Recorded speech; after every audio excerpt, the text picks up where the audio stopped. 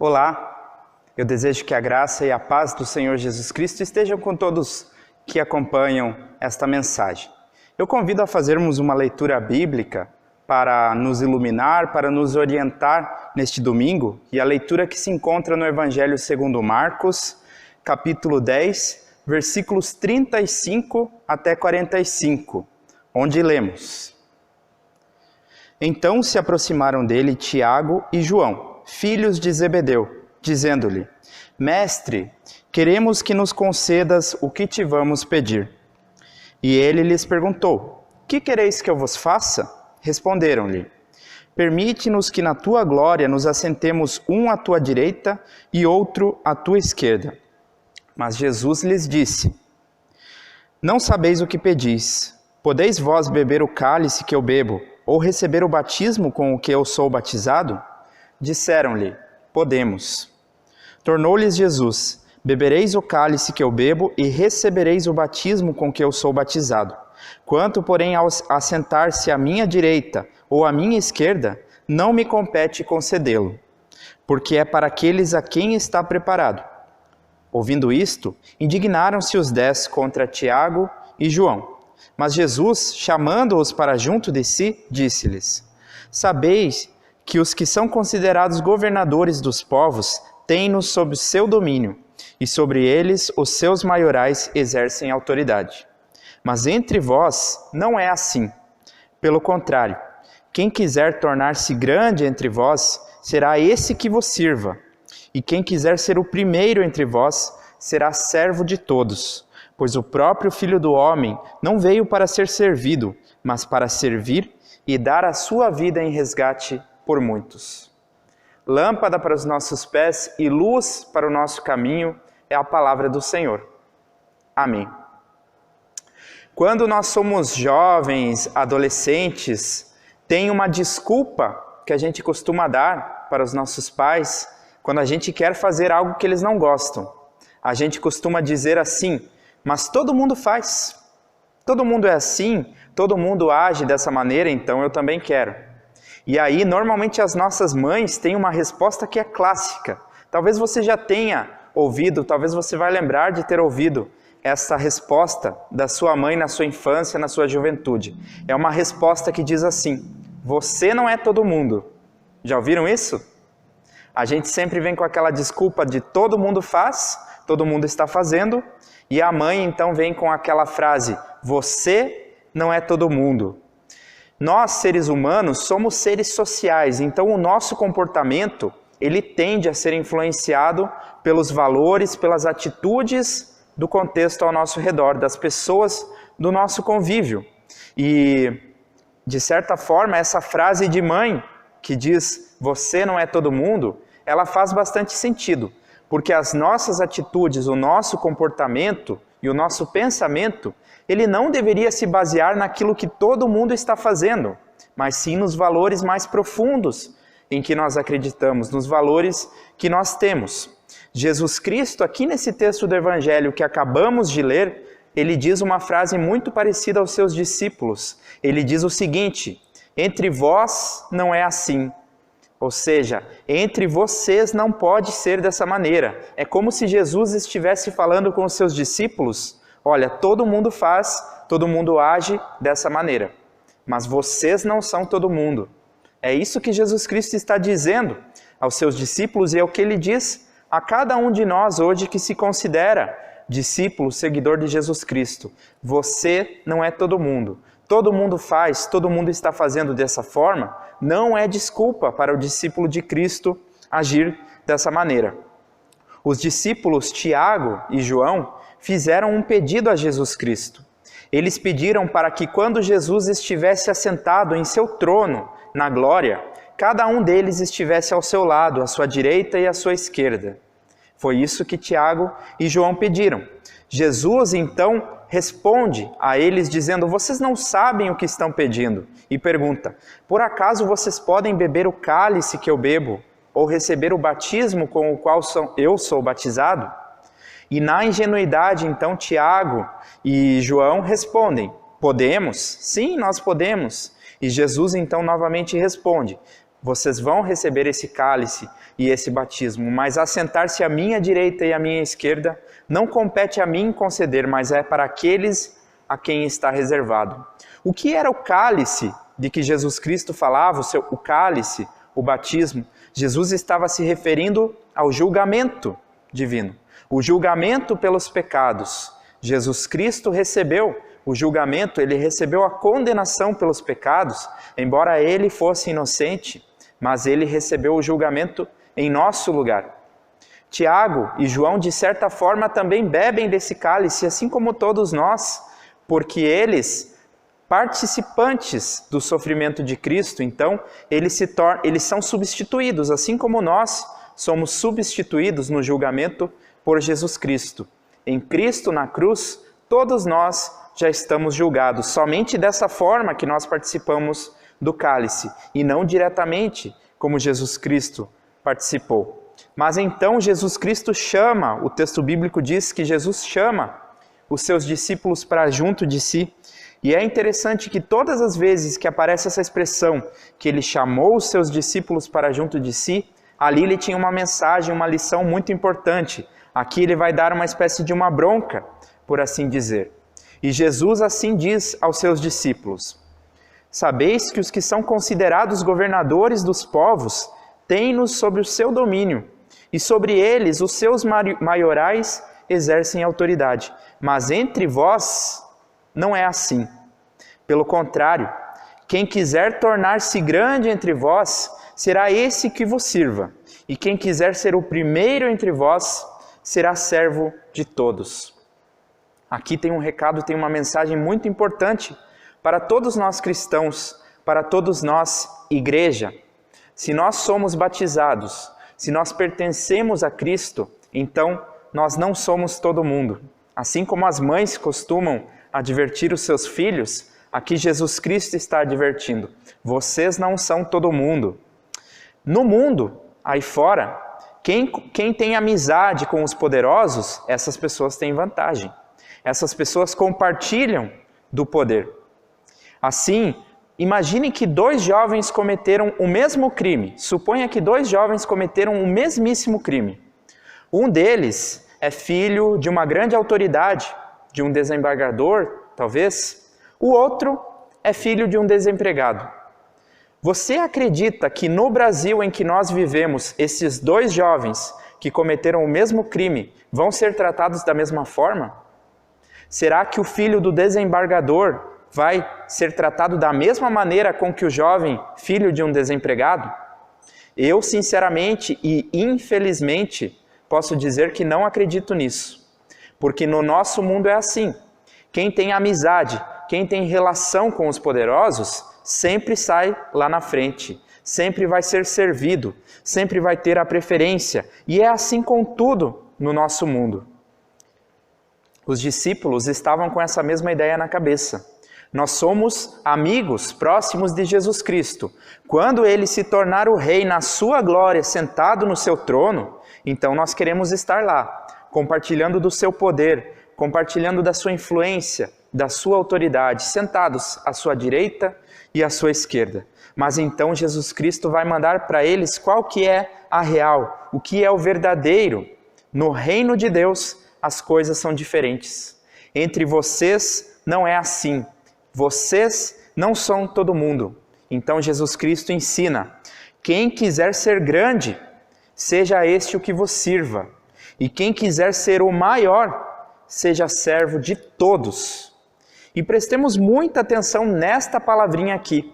Todos. Seja servo de todos. Jesus nunca disse que nós devemos servir apenas as pessoas que têm a mesma fé, apenas aquelas pessoas que nós achamos que merecem ser servidas por nós. Vocês já imaginaram se Jesus tivesse feito essa pergunta antes de servir a cada pessoa, se ele tivesse se perguntado: será que essa pessoa merece ou não o meu amor, o meu serviço? Como que ele teria agido? Eu fico pensando, antes de multiplicar pães e peixes para aquela multidão, talvez Jesus teria pensado, diante daquela multidão faminta: mas escuta, vocês não trabalham? Vocês são vagabundos? Por que é que vocês estão com fome? Será que vocês merecem realmente este pão e estes peixes? Quando Jesus transformou água em vinho nas bodas em Caná, naquela festa de casamento, talvez ele teria se perguntado assim: olha, mas por que vocês não prepararam melhor essa festa? Como é que vocês não previram que ia faltar vinho? Antes de chegar à cruz, talvez Jesus Cristo também tivesse pensado: essa gente não merece que eu morra por eles. Antes de salvar a mulher adúltera que estava prestes a ser apedrejada, Jesus talvez teria se perguntado então: mas essa mulher aqui, por que ela fez o que ela fez? Talvez tivesse dito uma daquelas palavras chulas com que os homens xingam as mulheres quando eles não gostam do comportamento delas. Mas Jesus Cristo, graças a Deus, não teve essa atitude, não teve esse comportamento. Ele nunca se perguntou, antes de fazer uma cura, antes de alimentar um faminto, antes de morrer na cruz por cada um de nós, Jesus nunca perguntou: será que esta pessoa merece o que eu estou fazendo por ela? E graças a Deus que Jesus Cristo nunca perguntou isso, meus irmãos e minhas irmãs. Ao fim, antes de chegar na cruz, ele também não perguntou isso, porque Jesus Cristo não era assim. Jesus Cristo não era como todo mundo. Ele não pensava da mesma maneira como a nossa sociedade pensa. E Jesus então conclui o seu ensinamento aos discípulos dizendo o seguinte: o Filho do Homem não veio para ser servido, mas para servir e dar a sua vida em resgate de muitos. Esse é o fundamento, esta é a base para que nós cristãos possamos mudar de vida. Jesus Cristo não é apenas um bom exemplo na nossa vida, mas Ele fez o que nós não poderíamos fazer. Ele nos resgatou. E a partir dessa graça, dessa misericórdia, desse resgate que Ele fez por nós, aí sim, a partir disso, nós somos motivados a sermos pessoas diferentes do que o mundo ao redor de nós espera. A pergunta de se as pessoas merecem ou não, essa na verdade era a pergunta que estava não no coração de Jesus Cristo, mas no coração dos fariseus. Quando eles olhavam para o cego, os próprios discípulos de Jesus Cristo, quando viram aquele homem cego pedindo pela ajuda de Cristo, então eles perguntam: mestre, quem pecou? Este homem ou os seus pais? De quem é a culpa? Será que ele merece ser curado? Os fariseus também, ao olhar para aquele povo que não conhecia, que não obedecia às leis, às tradições de Moisés, eles diziam: esta plebe que nada sabe da lei é maldita. Assim era o pensamento dos fariseus. E nós cristãos, quando a gente procura culpa nas pessoas que estão precisando de ajuda, antes de se compadecer, então nós não estamos de fundo. No fundo, nós estamos com o pensamento dos fariseus e não com o pensamento de Cristo. É claro que algumas pessoas, em alguns casos, elas também têm uma parcela de culpa sobre os sofrimentos, sobre as tragédias que elas têm na vida dela. Mas na hora que uma pessoa está precisando de ajuda, não é o momento para se perguntar isso. É o momento de se compadecer. E Jesus Cristo, então, ele agia dessa forma. E eu fico pensando no nosso pensamento hoje, como cristãos. Quando a gente vê uma pessoa pedindo esmola, uma pessoa passando fome, será que não passa lá no nosso coração, ou até mesmo a gente não chega a falar isso, mas esse cara é um vagabundo, por que ele não vai trabalhar? Quando a gente ouve falar que jovens, que crianças foram baleados num tiroteio numa favela, será que a primeira coisa que não vem na nossa cabeça é: no fundo esse daí era bandido, ele mereceu? Ou talvez também passe no nosso pensamento: ele ainda não era bandido, mas futuramente iria se tornar. Isso seria um livramento. Quando a gente ouve falar que uma mulher foi agredida, foi violentada sexualmente, será que muitas vezes a gente não pensa assim: mas no fundo ela estava se oferecendo, no fundo ela pediu para que isso acontecesse? Infelizmente eu sei que esse é o pensamento de muitos. É o pensamento que também muitos externam nas redes sociais. Mas para nossa tristeza, esse é o pensamento do fariseu. Não é o pensamento de Jesus Cristo. E se nós queremos ser discípulos de Jesus Cristo, então entre nós também não é assim. O nosso pensamento não tem que ser como esse, porque nós não somos todo mundo. Nós não somos, ou não deveríamos ser, como todo mundo, não deveríamos pensar como essa sociedade pensa. E se nós não temos capacidade de sentir compaixão por aquele que sofre, antes de se perguntar pelas razões, pela culpa daquilo que está acontecendo, antes de se perguntar se aquela pessoa merece ou não ser ajudada, se nós não temos essa capacidade de ter compaixão, ao menos nós deveríamos deixar bem claro que nós não temos nada a ver com Jesus Cristo. Essa é a dura realidade, por causa que um cristianismo falsificado, como nós temos por aí nos nossos dias, de pessoas que propagam, que se orgulham de valores que são totalmente o contrário do que Jesus Cristo ensinou, esse cristianismo falsificado causa muito mais dano à verdadeira fé do que o próprio ateísmo. Muitas pessoas se afastam do cristianismo, da igreja, não por causa das ideias ateístas que existem por aí, mas por causa de uma ideia falsificada de cristianismo, que é cheio de ódio, que é cheio de julgamento, que antes de se compadecer de quem está sofrendo, já está lá como juiz perguntando o que essa pessoa fez para merecer isso que está acontecendo com ela. Graças a Deus que Jesus Cristo não foi assim. Jesus Cristo não foi como os fariseus, Jesus Cristo também não foi como os cristãos do nosso tempo, mas Jesus Cristo não foi todo mundo. Jesus Cristo é o Filho do homem que veio para servir e não para ser servido, e Ele deu a sua vida em resgate de cada um de nós. Por isso, cada um de nós somos preciosos. E assim, Jesus Cristo é como se Ele estivesse dizendo, você não é todo mundo, eu não sou. Você que me ouve também, você não é todo mundo. Você é uma pessoa preciosa para Deus e é justamente por isso que Ele não quer, que Ele não espera que o seu pensamento, que as suas atitudes reflitam tudo de ruim que existe por aí na nossa cultura, na nossa sociedade, no nosso mundo. Graças a Deus que Jesus Cristo foi diferente. Porque se Ele tivesse perguntado primeiro quem é que merece, eu tenho certeza que Ele não teria morrido nem por mim, nem por você e nem por ninguém mais. Graças a Deus que Jesus Cristo, Ele nos serviu, mesmo sem merecermos. Possamos fazer isso também às pessoas. Antes de se perguntar pela culpa, antes de jogar culpa nos outros, que nós possamos servir. Servir como Jesus Cristo ensinou, como Jesus Cristo serviu. E a paz de Deus, que excede a todo entendimento, guarde nossas mentes e corações em Cristo Jesus. Amém. Eu convido a termos uma palavra de oração. Amado Deus e Pai, obrigado porque Teu Filho Jesus Cristo deu a própria vida como resgate por cada um de nós, ainda que nós não mereçamos. Sim, Senhor, nós sabemos que nós não merecemos a Tua graça, mas ainda assim o Senhor nos amou. Por isso te pedimos, ajuda-nos a olhar para o próximo com o mesmo olhar com que Jesus Cristo olhou, para aqueles que passavam fome, para aqueles que precisavam de cura, para aqueles que sofriam com a violência. Assim nós te pedimos, Senhor, que nós também sejamos motivados, transformados por essa palavra, possamos servir uns aos outros. Senhor, servimos também intercedendo pelas pessoas que sofrem.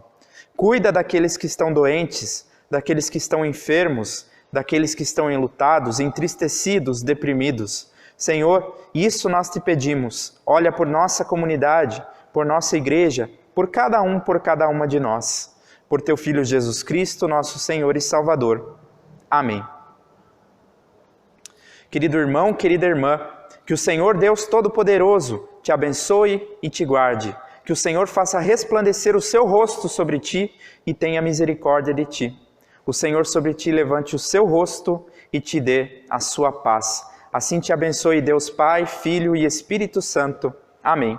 E eu desejo de todo o meu coração que você tenha um domingo abençoado, um domingo alegre, uma semana muito abençoada junto das pessoas com quem você ama. E se não for assim tão alegre, tão abençoado os seus dias, que você possa se apegar também em Deus, porque Ele nos ajuda na nossa caminhada. Um forte abraço a todos.